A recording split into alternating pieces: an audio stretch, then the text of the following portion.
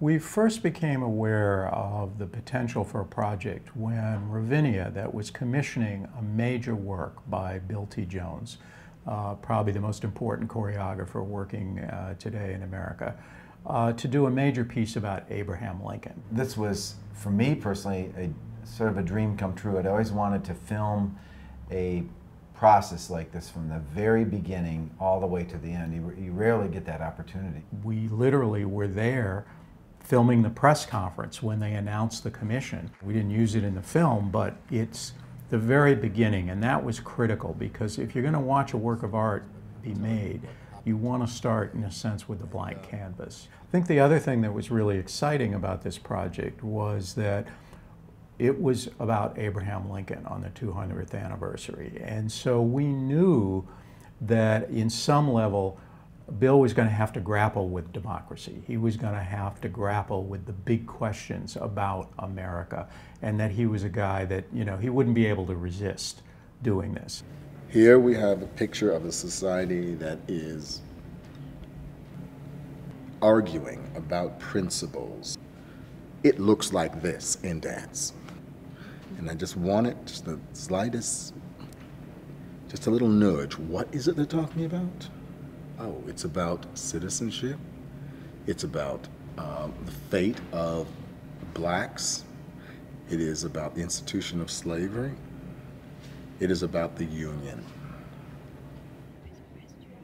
We decided to, and we had the resources, frankly, to be able to film a lot. We spent a lot of time in the New York rehearsal space with Bill's company. Sometimes we would just go almost every month to New York and film. One of the things we learned was always film during lunch break. You'd think on one level we need a lunch break, but we realized at lunch was often where some of the small details would get worked out if you were paying attention. So we had to film a lot to get what we wanted. I mean, I think that's one of the tough parts of making a documentary. You have to sort of have a sense of what's going on with your subject. You need to get to know people really well and get to know who are the key people, who may be people who don't appear in the film, who can tell you what's going on, when, you know, how are things going, what's happening when you're not there, and then how they need to let you know that, you know, I think maybe it'd be good if you guys came next week. We felt it would get claustrophobic after a while if all we were showing was rehearsal. So we filmed other events. Bill was speaking at the New York Public Library at a Lincoln Symposium. Bill was traveling in his car with his partner Bjorn. We went home with some of the dancers to get some little profiles of their life and their relationship with Bill and with the art of dance. And so that was part of our strategy too, was to broaden out the scope a little bit so it wasn't just rehearsal and then performance. One of the challenges was for us to learn how to film dance. What we wanted to do was to follow certain parts of the dance, certain pieces within the dance, all the way through from their very beginning to the final performance, and show how certain pieces evolved. And so we had to figure out how to film that. Okay, did you make steps at all? Did you make steps yet? Rather than start with the grappling, what about the idea of starting with the steps?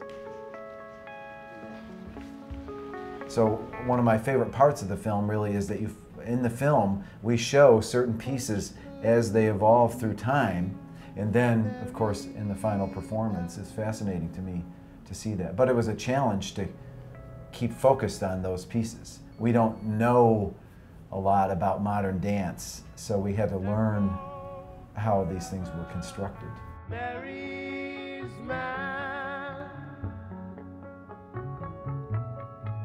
Dance takes place in space. It's a performance with an audience there. And when you perceive it from an audience, you're seeing the dancer's body in that space of the stage. Often when it's filmed, everything's broken up. You got a close-up of the face, and you got the feet, and you got, you know, and that's a very different thing in terms of how to perceive it. So we started off sort of thinking with some of those concepts and things, but as we came to realize that the performance itself was never going to be a part of our piece, we actually moved to filming the dance more and more the way you would film it for film.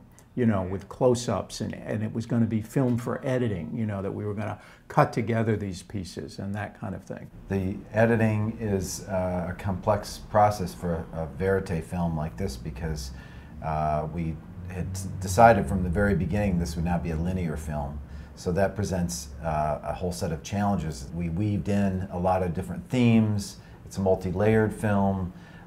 There's no formula for making a film like this, so it takes a lot of time. We spent nearly a year on the editing, and I mean, we put a year of editing into this budget. It's not like we went over. We knew it was going to take a long time. It took us months to figure out how to end the film. You know, we had an ending and we kept changing it and fiddling with it. It was very near the end where we finally got the structure of the ending worked out.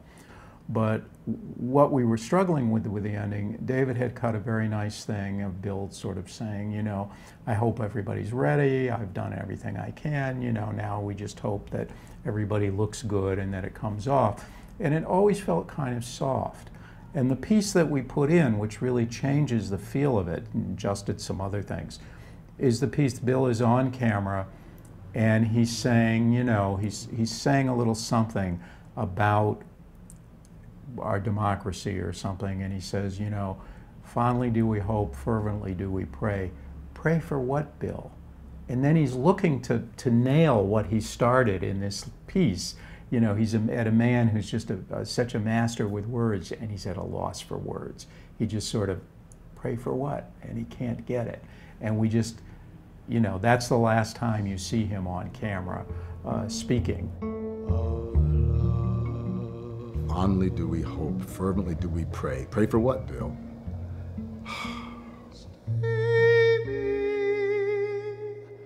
Comfort me. It makes it a very different feel for the end of the film, because now you realize that everything that he has been working on has gone, it's on the stage. There really is nothing else for him to say. And so I love that moment when he's at a loss for words there. It's also an ambiguous moment, which is important to us because we try to, in a sense, parallel our film with the structure of his piece, which is there's a lot of ambiguity, there's a lot to interpret in his work. We tried to make a film, really, that was similar in some ways. It was nonlinear, it was, we didn't hand everything on a platter to the audience, so the audience has to work on this film really to figure out what's happening, and the ending is purposefully ambiguous because that's how Bill works in some ways, and frankly that's how life is often. The opening of the film is a piece from the performance. And so in a sense the first thing you see is after the ending. It's taking place literally after where we ended the film. And then we go back to the very beginning where Bill is going to Springfield for the first time, and he's going to see Lincoln's hat, and he's going to, you know, start to have these emotions connecting to his childhood about Bill. And so there are chronologies within this larger nonlinear structure when it adds something to the story. You know, there are places in the film, and a couple places in particular, where we do go back and tell some of Bill's backstory and that kind of thing. And that grows out of where in the film he's talking about modernism and he's talking about all of these issues that are surrounding the piece that he's making now. And so it's just a natural thing. It's almost the audience has in their mind the question. It's like, you know, how did he arrive at this place? Where does he come from? You know, why is he wrestling with his artistic problems? And then we go back and talk about sort of his evolution as an artist. He refers back to his own work. He's kind of looking back at it somewhat satirically, like, can you believe I did that in those days? And here's where I'm at today. So it's interesting to go back and have him go back, really, and look at his own work. It was amusing to us because throughout our process, we kept notating and commenting on the fact that Bill would constantly cut things over and over again, and we were wondering how frustrating in some ways that would be, but that's just his process. But then we realized we were in the same boat, that we would cut things and we would rearrange things all the time. So, you know, who were we to comment on his process? No, early on, I think there was that concern. It's like, oh my God, we've invested all of this stuff in getting this wonderful rehearsal stuff going on. They're solving all of these movement problems and dance problems and working out this dialogue and stuff. And then that whole part of the performance would be not there anymore. And we realized it didn't matter. We could use it anyway because we weren't going to show the performance. No one would actually even know that it wasn't there. That's right. Unless we tell them.